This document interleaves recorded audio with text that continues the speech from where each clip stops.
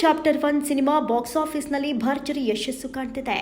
2022ರ block buster Kantara ಹಿನ್ನೆಲೆಯಲ್ಲಿ ರೂಪುಗೊಂಡ ಈ ಪ್ರಿಕ್ವೆಲ್ ಕರ್ನಾಟಕದ ತುಳುನಾಡಿನ ಭೂತಕೋಲ, ಸಂಸ್ಕೃತಿ, ಪುರಾಣ ಮತ್ತು ಪ್ರಕೃತಿ ಮನುಷ್ಯ ಸಂಘರ್ಷವನ್ನ ಅದ್ಭುತವಾಗಿ ಚಿತ್ರಿಸುತ್ತದೆ.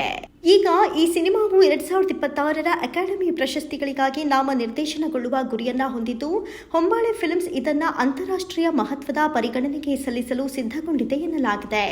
ಅಕ್ಟೋಬರ್ 2ರಂದು ಬಿಡುಗಡೆಯಾದಾಗಿನಿಂದ ಕಾಂತಾರ ಚಾಪ್ಟರ್ 1 ಬಾಕ್ಸ್ ಆಫೀಸ್ನಲ್ಲಿ ಭರ್ಜರಿ ಯಶಸ್ಸು ಸಾಧಿಸಿದೆ. ಕೇವಲ 14 ದಿನಗಳಲ್ಲಿ ವಿಶ್ವದಾದ್ಯಂತ ಸುಮಾರು 650ಕ್ಕೂ ಹೆಚ್ಚು ಕೋಟಿ ರೂಪಾಯಿಗಳನ್ನು ಗಳಿಸುವ ಮೂಲಕ ಭಾರತದ ಅತ್ಯಂತ ಹೆಚ್ಚು ಗಳಿಕೆ ಕಂಡ ಚಿತ್ರಗಳ ಪಟ್ಟಿಯಲ್ಲಿ ಸ್ಥಾನ ಪಡೆದುಕೊಂಡಿದೆ. 2022ರಲ್ಲಿ ಬಿಡುಗಡೆಯಾದ ಮೂಲ ಕಾಂತಾರ ಚಿತ್ರವು ಅಂತಾರಾಷ್ಟ್ರೀಯ ಮಟ್ಟದಲ್ಲಿ ಗಮನ ಸೆಳೆದಿತ್ತು. ಆ ಚಿತ್ರವನ್ನು ಅತ್ಯುತ್ತಮ ಚಿತ್ರ ಮತ್ತು ಅತ್ಯುತ್ತಮ ನಟ ವಿಭಾಗಗಳಿಗೆ ಸಲ್ಲಿಸಲಾಗಿತ್ತು. ರಿಷಬ್ ಶೆಟ್ಟಿ ಅವರು ಅತ್ಯುತ್ತಮ ನಟ ರಾಷ್ಟ್ರೀಯ ಪ್ರಶಸ್ತಿಯನ್ನ ಗೆದ್ದುಕೊಂಡಿದ್ರು. ಈಗ ಈ ಪ್ರೀಕ್ವೆಲ್ ಅಂತಾರಾಷ್ಟ್ರೀಯ ವೇದಿಕೆಯಲ್ಲಿ ಆ ಗುರುತನ್ನ ಮುಂದುವರಿಸುವ ಗುರಿಯನ್ನ ಹೊಂದಿದೆ. ಡೆವಿಲ್ ಚಿತ್ರದ ಮತ್ತೊಂದು ಸುದ್ದಿ ಹೊರಬಂದಿದೆ. ರಚಿತಾ ರಾಮ್ ಇದನ್ನ ಹಂಚಿಕೊಂಡಿದ್ದಾರೆ. ಸೋಷಿಯಲ್ ಮೀಡಿಯಾದ ತಮ್ಮ ಪೇಜ್ನಲ್ಲಿಯೇ ಇದರ ಪೋಸ್ಟ್ ಶೇರ್ ಮಾಡಿದ್ದಾರೆ. ಹಾಗೆ ಈ ಒಂದು ಪೋಸ್ಟರ್ ಅಲ್ಲಿ ಡೆವಿಲ್ ಚಿತ್ರದ ಮತ್ತೊಂದು ಹಾಡಿನ ಮಾಹಿತಿ ಇದೆ. ಡೆವಿಲ್ ಚಿತ್ರದ 3ನೇ ಹಾಡು ರಿಲೀಸ್ ಆಗ್ತಾ ಇದೆ. ಆದಷ್ಟು ಬೇಗನೆ ಈ ಹಾಡು ಕೂಡ ರಿಲೀಸ್ ಆಗುತ್ತೆ. ಈ ಒಂದು ಹಾಡಿನ ಮಾಹಿತಿ ಇರೋ ಚಿತ್ರದ ಒಂದು ಪೋಸ್ಟರ್ ಅಲ್ಲಿ ಮತ್ತೊಂದು ಹಾಡು ರಿಲೀಸ್ ಆಗುತ್ತೆ ಎನ್ನುವ ವಿಷಯ ಹೇಳಲಾಗಿದೆ. ಡೆವಿಲ್ ಚಿತ್ರಕ್ಕೆ ಅಜನೀಶ್ ಲೋಕನಾಥ್ ಸಂಗೀತ ಕೊಟ್ಟಿದ್ದಾರೆ. ಇವರ ಸಂಗೀತದ ಡೆವಿಲ್ ಅಲ್ಲಿ ಹೆಚ್ಚು ಗಮನ ಸೆಳೆದಿದೆ. ಇದ್ರೆ ನೆಮ್ಮದಿಯಾಗಿರ್ಬೇಕು ಎನ್ನುವ ಹಾಡು ವೈರಲ್ ಆಗಿತ್ತು. ದರ್ಶನ್ ಇದನ್ನ ಮೆಚ್ಚಿಕೊಂಡ್ರು. ಈ ಒಂದು ಗೀತೆಯ ಬಳಿಕ ಇನ್ನೂ ಒಂದು ಹಾಡು ಬಂತು. ಅದು ಇಂಟ್ರೆಸ್ಟಿಂಗ್ ಆಗಿಯೇ ಇತ್ತು. ಒಂದೇ ಒಂದು ಸಲ ಎನ್ನುವ ಈ ಗೀತೆಯನ್ನ ಪ್ರಮೋದ್ ಮರವಂತೆ ಬರ್ತಿದ್ರು. ಇದು ಕೂಡ ಎಲ್ಲರ ಗಮನ ಸೆಳೆಯುವಂತಿದೆ. ಈ ಒಂದೇ ಒಂದು ಹಾಡಿನಲ್ಲಿ ಒಂದು ಪ್ರಯೋಗ ಆಗಿತ್ತು. ಅದು ರೊಮ್ಯಾಂಟಿಕ್ ಪ್ರಯೋಗವೇ ಆಗಿದೆ. ರೊಮ್ಯಾಂಟಿಕ್ ಸಾಂಗ್ಗಳು ನಿಧಾನವಾಗಿಯೇ ಇರುತ್ತೆ, ಆದ್ರೆ ಇದು ಹೈ ಎನರ್ಜಿ ಇರೋ ಒಂದು ಗೀತೆನೇ ಆಗಿತ್ತು. ಡೆವಿಲ್ ಚಿತ್ರದ 3ನೇ ಹಾಡು ಹೇಗೆ ಇರುತ್ತೆ ಎನ್ನುವ ಕುತೂಹಲ ಇದೆ. ಆದ್ರೆ ಸಿನಿಮಾ ತಂಡ ಆ ಬಗ್ಗೆ ಏನನ್ನೂ ಬಿಟ್ಟುಕೊಟ್ಟಿಲ್ಲ. ಆದ್ರೆ ಆದಷ್ಟು ಬೇಗ ಮುಂದಿನ ಹಾಡಿನ ಅಪ್ಡೇಟ್ ಕೊಡ್ತೀವಿ ಅಂತಲೂ ಹೇಳಿದ್ದಾರೆ. ಯಾವ ಹಬ್ಬಕ್ಕಾಗಿ ಕಿಚ್ಚನ ಫ್ಯಾನ್ಸ್ ಕಾದು ಕುಳಿತಿದ್ದಾರೋ ಆ ಹಬ್ಬಕ್ಕೆ ಮುಹೂರ್ತ ಫಿಕ್ಸ್ ಆಗಿದೆ. ಅದುವೇ ಮಾರ್ಕ್ ಟೀಸರ್ ಹಬ್ಬ. ಇದೀಗ ಮಾರ್ಕ್ ಸಿನಿಮಾದ ಟೀಸರ್ ಬಿಡುಗಡೆಗೆ ಕೌಂಟ್ ಡೌನ್ ಶುರುವಾಗಿದೆ. ಇದೇ ಶುಕ್ರವಾರ ಸಂಜೆ 6:45ಕ್ಕೆ ಮಾರ್ಕ್ ಸಿನಿಮಾದ ಟೀಸರ್ ರಿಲೀಸ್ ಆಗಲಿದೆ. ಮಾರ್ಕ್ ಮಾಡಿಕೊಳ್ಳಿ ಎನ್ನುವಂತಹ ಸಂದೇಶವನ್ನು ಕೊಟ್ಟಿದ್ದಾರೆ ಕಿಚ್ಚ ಸುದೀಪ್. ಮ್ಯಾಕ್ ಸಿನಿಮಾ ಸಕ್ಸಸ್ ಬಿಸಿಯಲ್ಲಿ ಬರ್ತಾ ಇರುವಂತಹ ಮಾರ್ಕ್ ಸದ್ಯದ ಬಹುನಿರೀಕ್ಷಿತ ಪಟ್ಟಿಯಲ್ಲಿರುವ ಸಿನಿಮಾ.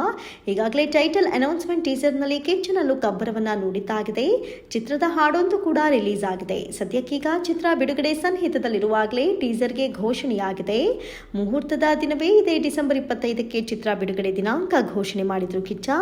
ಅದರ ಪ್ರಕಾರ ಮಾರ್ಕ್ ಸಕಲ ರೀತಿಯಲ್ಲೂ ಸಿದ್ಧವಾಗಿದ್ದು, ಕಿಚ್ಚ ರಾತ್ರಿ ಹಗಲೆನ್ನದೇ ಶೂಟಿಂಗ್ ಮಾಡಿದ್ದಾರೆ. ಪೋಸ್ಟ್ ಪ್ರೊಡಕ್ಷನ್ ಕಾರ್ಯಗಳು ಜೋರಾಗಿ ನಡೀತಾ ಇದ್ದು, ರಿಲೀಸ್ ದಿನಾಂಕದಲ್ಲಿ ಯಾವುದೇ ಬದಲಾವಣೆ ಇಲ್ಲ ಎನ್ನುವ ವಿಚಾರವನ್ನ ರಿಲೀಸ್ ಆಗಲಿರುವ ಟೀಸರ್ ಮಾರ್ಕ್ ಮಾಡಿ ಹೇಳೋ ಸಾಧ್ಯತೆ ಇದೆ. ಒಟ್ಟಾರೆ ಕಿಚ್ಚನ ಫ್ಯಾನ್ಸ್ಗಿದು ಅಸಲಿ ಮನರಂಜನೆಯೇ ಸರಿ. ನಟಿ ರಶ್ಮಿಕಾ ಮಂದಣ್ಣ ಅವರು ಶುದ್ಧ ಕನ್ನಡದಲ್ಲಿ ಮಾತನಾಡಿರುವ ವಿಡಿಯೋ ಒಂದು ವೈರಲ್ ಆಗಿದೆ. ಇದರಲ್ಲಿ ಅವರು ಅಭಿಮಾನಿಗಳ ಆರೋಗ್ಯ ಮತ್ತು ಟ್ರಾಫಿಕ್ ಬಗ್ಗೆ ಕಾಳಜಿ ವ್ಯಕ್ತಪಡಿಸಿ ಎಚ್ಚರಿಕೆಯಿಂದ ಇರಲು ಹೇಳಿದ್ದಾರೆ. ಆದರೆ ಇದು ಕನ್ನಡಿಗರನ್ನ ಓಲೈಸುವ ಗಿಮಿಕ್ ಅಂತ ಕೆಲ ನೆಟ್ಟಿಗರು ಚರ್ಚಿಸುತ್ತಿದ್ದಾರೆ. ಕನ್ನಡಿಗರಿಂದ ಆಗಾಗ್ಗೆ ಟೀಕೆಗೆ ಒಳಗಾಗ್ತಿರೋ ನಟಿ ರಶ್ಮಿಕಾ ಮಂದಣ್ಣ ಸದ್ಯ ಹಿಟ್ ಮೇಲೆ ಹಿಟ್ ಚಿತ್ರಗಳನ್ನು ನೀಡ್ತಾ ಫುಲ್ ಖುಷಿಯಿಂದ ಇದ್ದಾರೆ. ಅವರ ಥಮ ಚಿತ್ರದ ಭಾರೀ ಸಕ್ಸಸ್ ಬೆನ್ನಲ್ಲೇ ದೀಕ್ಷಿತ್ ಶೆಟ್ಟಿ ಅವರ ಜೊತೆ ನಟಿಸಿರೋ ದಿ ಗರ್ಲ್ ಫ್ರೆಂಡ್ ಸಿನಿಮಾ ಇದೇ ನವೆಂಬರ್ 7ರಂದು ಕಾಣಲಿದೆ.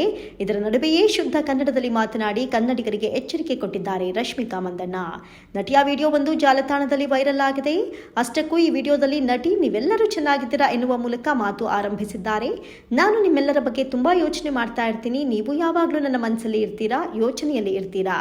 ಸೊ ನೀವು ಯಾವಾಗಲೂ ಖುಷಿಯಾಗಿರ್ಬೇಕು, ಹ್ಯಾಪಿ ಆಗಿರ್ಬೇಕು, ಸಂತೋಷವಾಗಿ ಆರೋಗ್ಯವಾಗಿರಬೇಕು ಎಂದಿದ್ದಾರೆ ರಶ್ಮಿಕಾ.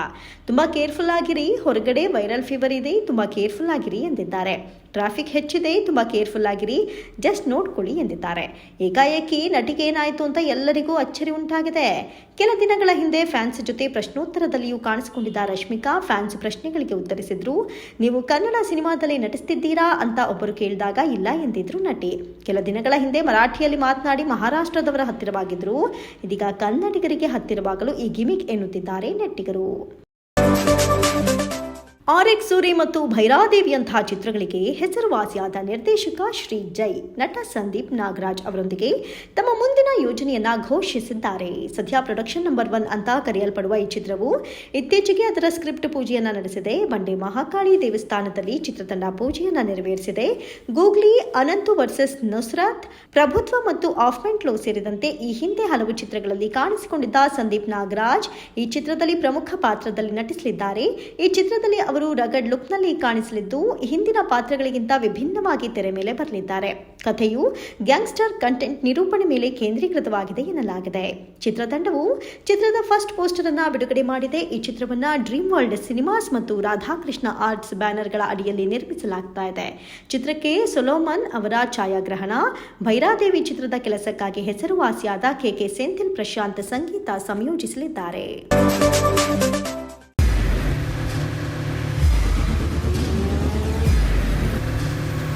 ಪ್ರಜಾಮಾರ್ಗ ನ್ಯೂಸ್, ಇದು ಜನಸಾಮಾನ್ಯರ ಧ್ವನಿ.